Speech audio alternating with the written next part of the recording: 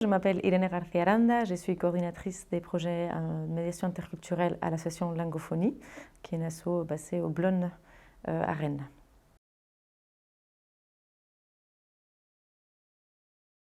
Moi et ma collègue, on ressentait les besoins de suivre une formation de ce type, parce qu'on avait l'impression d'être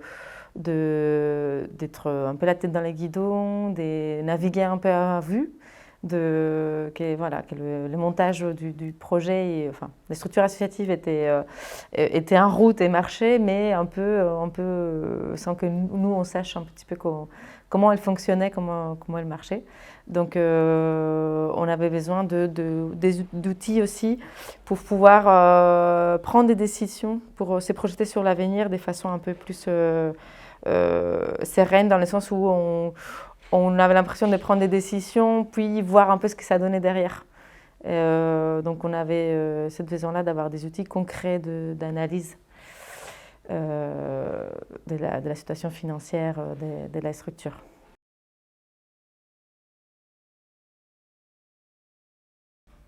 Oui, entièrement, la formation a répondu à ces attentes-là, puisque nous a donné des outils concrets. Et ce que j'ai apprécié aussi, c'est que ce n'est pas des outils prêts à l'emploi et puis on applique des calculs et on y va. On a vraiment travaillé sur les notions liées à la gestion financière. Et on a beaucoup travaillé sur l'imprégnation de ces notions-là, comprendre le fonctionnement, la théorie, mais aussi quelle implication ça a dans la pratique, avec des multiples exemples, avec des exemples donnés par la formatrice, avec les exemples des autres collègues de la formation. Et moi, j'ai l'impression que ça m'a permis de rentrer dans cette logique, dans la logique des gestions, qui n'est pas une logique qu'on a forcément naturellement quand on travaille dans le milieu associatif. De sorte que c'est pas un tableau de bord que nous on va voir maintenant et qu'on va devoir consulter tous les jours pour vérifier. J'ai plutôt l'impression que maintenant on a les outils et on a les outils et la compréhension et la logique pour à des moments clés, pouvoir se poser les bonnes questions, pouvoir vérifier les informations, pouvoir vérifier les indicateurs et prendre des décisions un peu plus éclairées.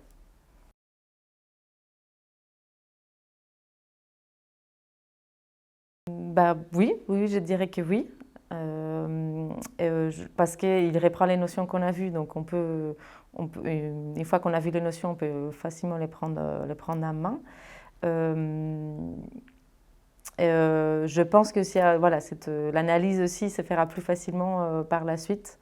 En tout cas, on aura une plus grande capacité d'analyse, un peu plus rapide, avec un peu plus de pratique.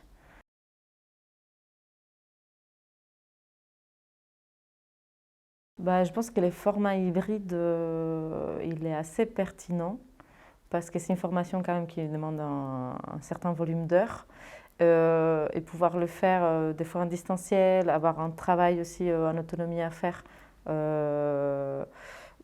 permet aussi d'équilibrer en fait l'impression d'avoir passé du temps à la formation et pourtant avoir ces temps d'échange en collectif, en présentiel me semble aussi essentiel. Et je pense que c'était très bien rythmé par rapport au nombre de séances qu'il y avait en distanciel, puis les séances en présentiel qui étaient un peu plus longues, qui permettent de travailler un peu plus profondément dans l'analyse, dans la comparatif entre les différentes structures.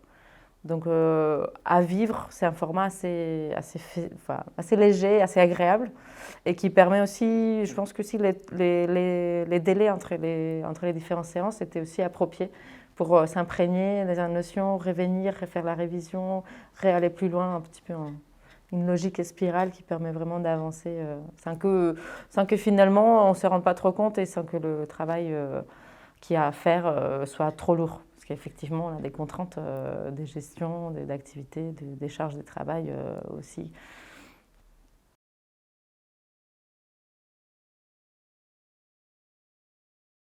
Moi, un premier mot qui me vient, ce serait l'imprégnation, vraiment l'imprégnation d'une logique, de cette logique de gestion.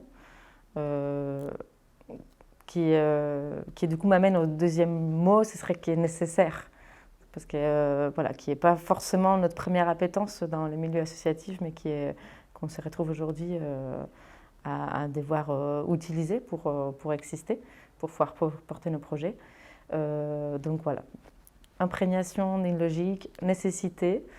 Ouais, je dirais que le troisième mot, c'est accessibilité, parce que la progression de la formation et la présentation des outils d'une logique de gestion d'entreprise ont été vraiment adaptés à l'ESS et à un monde associatif.